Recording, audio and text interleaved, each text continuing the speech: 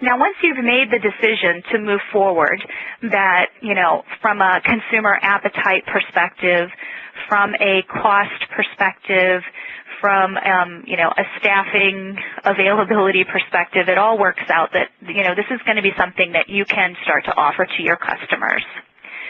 How do you develop the program? How do you really get into the meat of this? And I want to just stop for a second and mention to you that I have attached a plethora of forms and information that you can all use.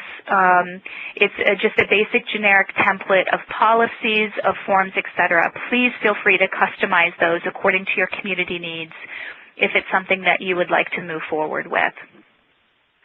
And so many of these are included in the back of the presentation.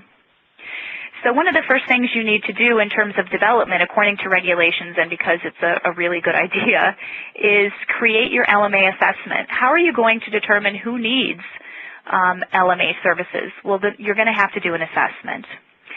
Once you have the assessment that reflects the needs of nurse administration, you're also going to have to update the service plan. And again, this is a regulatory requirement, but also a really good idea. The service plan is your contract with the residents, in essence. This is what you both agree you're going to be delivering to them because it's what they want and need. And so make sure that your service plan is updated to include a spot there that the resident requires LMA for particular medications. The next thing you're going to want to do is create and modify or update the job descriptions for your nurses. This is one of the areas that surprisingly we had to do in our organization. We did not have on the job description that nurses would need to administer medications because at the time we weren't offering that service. And so we had to go through and update the job descriptions and have our nurses re-sign the job descriptions, just saying that now part of their job is going to be to administer those medications. The next thing you're going to have to do is create your medication administration record. The medication administration record is distinct and separate from your medication observation record. The medication observation record, as many of you know, is what you use for SAM. The medication administration record is what your nurse uses to demonstrate that she or he actually administered those medications. So those need to be distinct. And oftentimes what I find is with a good pharmacy partner, they have this form already for you, and they will pre-print it out with all the medications that the residents are taking. And then the fourth thing under development is really identifying how your LMA meds will be secured. Where will you keep these medications in the residence room? Again, we want them to be distinct and separate from the SAM medications. And so ours are kept in a completely separate box altogether so that they can't be confused, they can't be mixed up, and that no one can access those LMA meds except for the nurse. But community space will be how it's decided.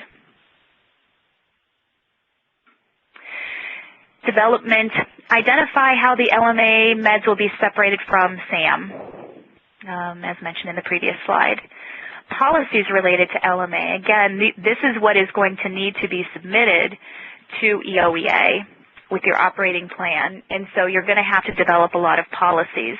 How is LMA going to be managed? Who's going to manage it? What hours of operation, et cetera? And as previously mentioned, I have a lot of policies related to LMA supplied for you, so you can just customize those. You're going to need to create and/or update your controlled substance policies.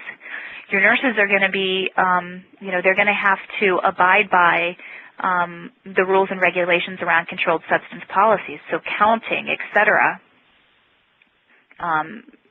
Keeping tight control over those medications, and that's something that Baran will talk about later on as we talk about disposal.